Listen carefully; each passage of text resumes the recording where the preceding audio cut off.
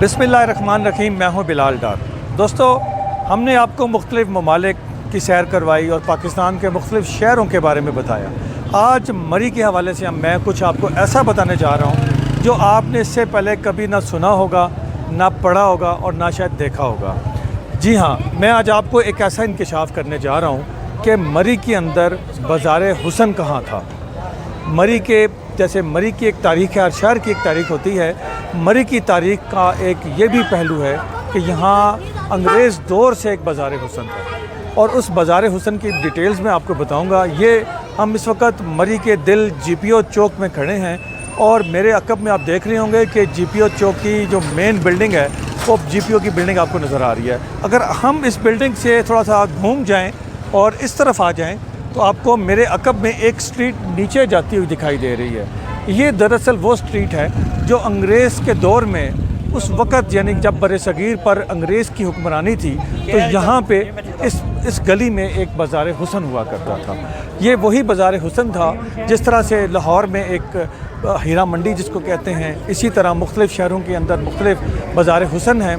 लेकिन जब ये अंग्रेज़ दौर का बाज़ार हुसन था तो पूरे बरसगीर में सिर्फ 2 बाज़ार हुसन हुआ करते थे, एक दिल्ली में और एक यहाँ मरी के अंदर इस गली के अंदर बाज़ार हुसन हुआ करता था। अभी हम आपको उस जगह पे भी लेके जाएंगे और दिखाएंगे, लेकिन थोड़ा सा मैं आपको एक दिलचस्प वाक़या बताता चलूँ। वाक़यात तो बहुत सारे हैं लेकिन एक दिलचस्प वाक़या आपको बताता चलूँ कि मरी की तारीख़ बताती है। मरी के जो बुज़ुर्ग हैं वो बताते हैं कि यहाँ एक बहुत बड़ा चौधरी था जिसका कारोबार दूध दही की सप्लाई था और यहाँ लॉरेंस कॉलेज जो अंग्रेज़ के दौर से बना हुआ है, इस कॉलेज के अंदर दूध दही और मुख्तलिफ़ जो खाने पीने की अशिया है उसकी सप्लाई का उसके पास ठेका था और ये बहुत अमीर कबीर आदमी था।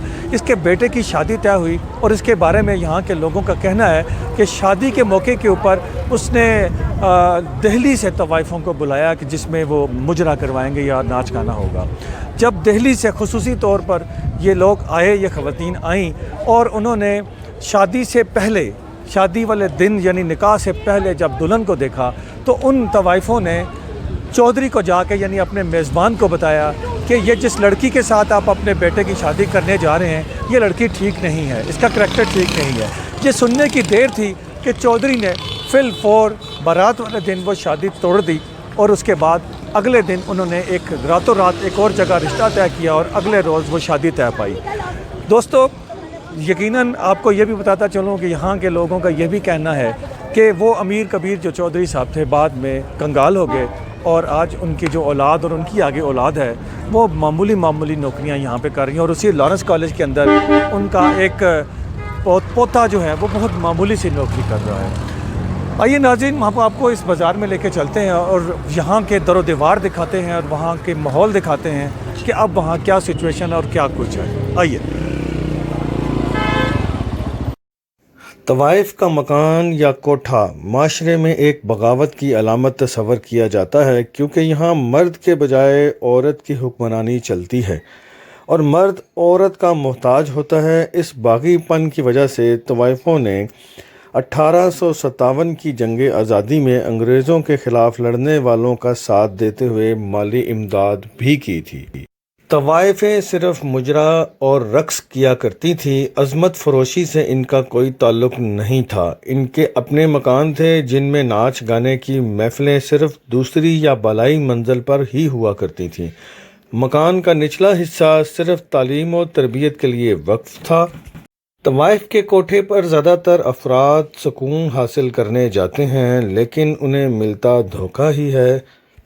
पाकिस्तान से कबल यानी अंग्रेज़ के दौर में पूरे बरसगीर यानी इंडो पाक के अंदर सिर्फ 2 जगहों पे कोठे हुआ करते थे या बाज़ार हुसन था। उनमें से एक दिल्ली और एक मरी का ये कदीमी बाज़ार था। आज़ादी का ऐलान होते ही यहाँ के जो कोठे थे उनमें सारी की सारी आबादी सिखों और हिंदुओं पर मुश्तमिल थी और यही यहाँ पे बाज़ार हुसन को चलाते थे। क़याम पाकिस्तान के फौरी बाद यहाँ के जो कोठों के अफराद थे वो यहाँ से भारत हिजरत करके इसके बाद यहाँ ये कारोबार हमेशा के लिए ख़त्म हो गया। मकामी अफराद ने आके आबाद हो गए और उसके बाद ये इलाका बिल्कुल इस कारोबार से पाक हो गया।